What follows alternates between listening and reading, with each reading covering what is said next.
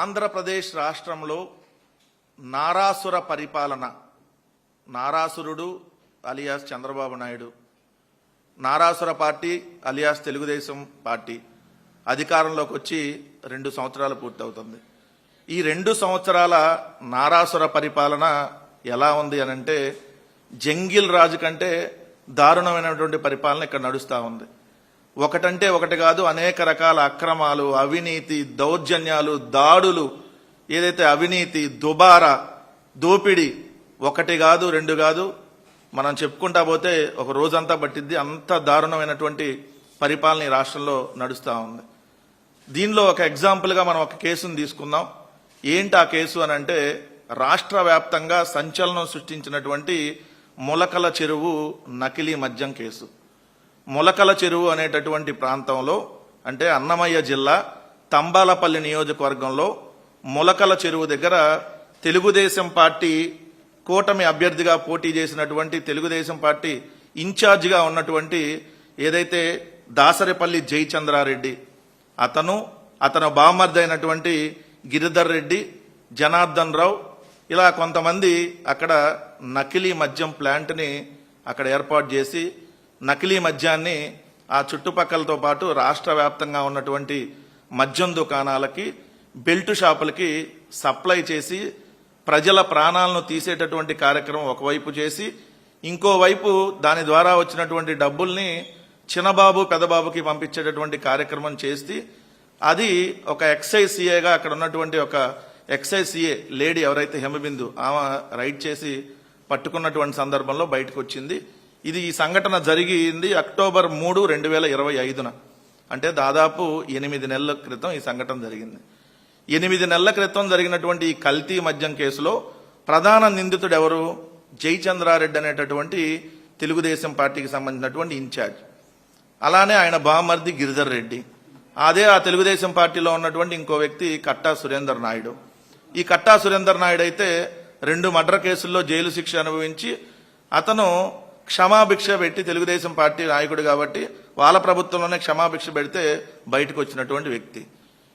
ఈ జయచంద్రారెడ్డి, ఈ కట్టా సురేందర్ నాయుడు, లేదంటే ఈ గిరిధర్ రెడ్డి, ఈ వ్యక్తులంతా, ఈ తెలుగుదేశం పార్టీకి సంబంధించినటువంటి వ్యక్తులంతా కల్తీ మద్యం ప్లాంట్ని అక్కడ పెట్టి తయారు చేసి రోజుకి 20,000 బాటిళ్లు ఏదైతే సప్లై చేసి దాదాపు 1 సంవత్సర కాలంలో చూస్తేనే మీకు 5,280 కోట్ల రూపాయలు కొల్లగొట్టినటువంటి దుర్మార్గులు.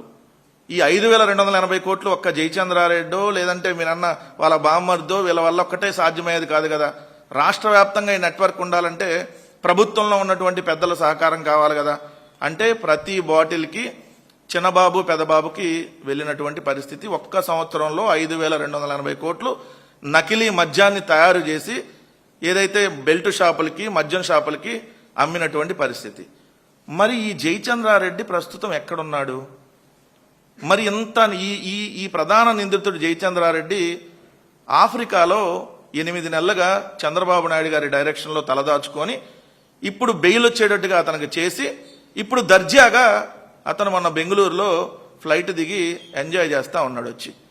అంటే 5,480 కోట్ల రూపాయలు నకిలీ మద్యం ద్వారా ఒక్క ఏడాదిలో రాష్ట్ర ప్రభుత్వానికి రావాల్సిన ఆదాయాన్ని గండికొట్టి ప్రజల ప్రాణాలని తీసినటువంటి ఈ దుర్మార్గుడైనటువంటి వ్యక్తి, ఈ దుర్మార్గుడికి సహకరించినటువంటి ఆ పెద్ద దుర్మార్గులుగా ఉన్నటువంటి ముఖ్యమంత్రి కొడుకు, వీళ్ళ సహకారంతో ఈ జయచంద్రారెడ్డి బామర్ది 8 నెలలుగా ఏదైతే చంద్రబాబు నాయుడు దాచిపెట్టినటువంటి పరిస్థితి.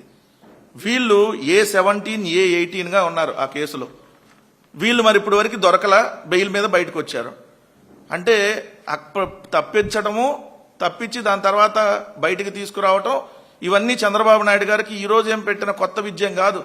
చంద్రబాబు నాయుడు గారికి పిఎస్గా పనిచేసినటువంటి పెండ్యాల శ్రీనివాస్ స్కిల్ డెవలప్మెంట్ కేసులో, స్కిల్ డెవలప్మెంట్ జరిగినటువంటి ఆ స్కామ్లో ఈ పిఎస్ పెండ్యాల శ్రీనివాస్కి సిఐడి నోటీసులు ఇస్తే, నోటీసులు ఇవ్వగానే చంద్రబాబు నాయుడు గారు దొడ్డిదారిలో అమెరికాకు పంపించాడు 2023 సెప్టెంబర్లో. మళ్ళీ చంద్రబాబు నాయుడు గారు అధికారంలోకి రాగానే ఆ పెండ్యాల శ్రీనివాస్ చంద్రబాబు నాయుడు పిఎస్ని మళ్ళీ ఇక్కడికి తీసుకొని వచ్చాడు. అంటే చంద్రబాబు నాయుడు దుర్మార్గాలు, దోపిడీలు ఇవన్నీ చేపిస్తూ ఉంటాడు. చేపించి ఆ ఇష్యూ బయటకు రాగానే వాళ్ళని తప్పిస్తాడు. మళ్ళీ దాని తర్వాత న్యాయ వ్యవస్థలోనో ఇంకొక వ్యవస్థలోనో అందరినీ అట్లా మేనేజ్ చేసి వాళ్ళకి బెయిల్ వచ్చిన తర్వాత ఏదైతే దర్జాగా వీళ్ళు ఈరోజు బయటకు వచ్చి ఏం తెలియనట్టు తిరుగుతూ ఉన్నటువంటి పరిస్థితి. ఇదే కేసులో ఎటువంటి సంబంధం లేకపోయినా జోగి రమేష్ గారిని వాళ్ళ బ్రదర్ని అరెస్ట్ చేయించినటువంటి పరిస్థితి. అసలు ఆ మొలకల చెరువుకు కానీ లేదంటే అక్కడ తయారైనటువంటి ఆ మద్యానికి కానీ ఎటువంటి సంబంధం లేకపోయినా తప్పుడు కేసు పెట్టి అరెస్ట్ చేసినటువంటి పరిస్థితి.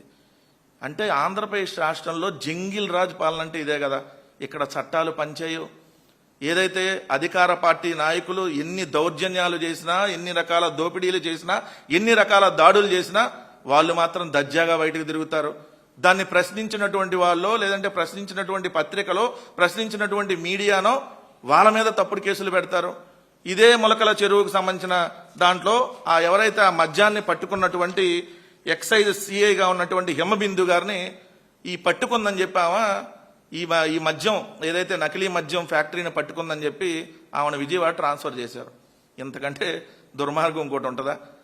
ఇది చాలా రోజులు అయింది చేసి కూడా. 2 సాక్షి ఇవన్నీ రాసిందని చెప్పి సాక్షి పత్రిక మీద కేసులు పెట్టారు. ఇది ఇబ్రహీంపట్నంలో ఇది కూడా తయారు చేస్తున్నారని చెప్పిన జోగి రమేష్ గారి మీద కేసులు పెట్టి అరెస్ట్ చేసి ఏదైతే జైలుకు పంపారు. కానీ అసలైన నిందితులు ఈరోజు 8 నెలల తర్వాత చంద్రబాబు నాయుడు గారి డైరెక్షన్లో బెయిల్ రాగానే విదేశాల నుంచి ఈరోజు వచ్చారు. ఈ జయచంద్రారెడ్డి కేసులో ఉన్నాడని చెప్పి సాక్షాత్తు వాళ్ళు ఎవరైతే ఆ కేసులో ఉన్నటువంటి నిందితులు ఇచ్చినటువంటి వాంగ్మూలాలు ఇది ఈనాడు దినపత్రికే రాసింది. వీళ్ళన్నీ జయచంద్రారెడ్డి వైపే. ఆయన కనుసన్నల్లో అక్రమ సొమ్ము పంపకాలు వాంగ్మూలం ఇచ్చిన పలువురు నిందితులు. ఇది ఈనాడు 12/10/2025 వచ్చింది. ఏదైతే అక్కడ వాళ్ళ డ్రైవర్గా పనిచేసినటువంటి అష్రఫ్, అదేవిధంగా అక్కడ కట్టా రాజు అని ఏటుగా ఉన్నటువంటి వ్యక్తి ఇచ్చినటువంటిది. మరి అన్ని వేళ్లు జయచంద్రారెడ్డి వైపు చూపిస్తే జయచంద్రారెడ్డిని 8 నెలలుగా ఎందుకు దాచిపెట్టావు సిగ్గులేని చంద్రబాబు నాయుడు అని అడుగుతా ఉన్నాను సూటిగా. నీకు ఇట్లాంటి రాజకీయాలు చేయటం ఇలాంటివి చేయటం నీకు అలవాటే. ఎందుకంటే ఈ నకిలీ మద్యం కుంభకోణం అనేది, ఈ నకిలీ మద్యానికి సంబంధించిన ఈ ఫ్యాక్టరీ ఇలా పెట్టాలి ఇలా చేయాలని చెప్పి ఎన్నికలకు ముందే ఏదైతే Telugu Desam party Thamballapalle MLA ticket ఇచ్చేటప్పుడే కుదుర్చుకున్నటువంటి ఒప్పందం, ఆ రోజు కుదుర్చుకున్నటువంటి ఒప్పందం ప్రకారమే జయచంద్రారెడ్డికి సీట్ ఇచ్చారు. జయచంద్రారెడ్డి ఇలా తయారు చేసి నెల నెల ఎంత డబ్బులు వస్తే మీకు పంపిస్తానని చెప్పాడు. దాని ప్రకారమే ఒక్క ఏడాదిలోనే 5,480 కోట్లు నకిలీ మద్యం ద్వారా ఏదైతే స్కామ్ చేసి ఆ డబ్బుల్ని నొక్కేసినటువంటి పరిస్థితి ఒకవైపు.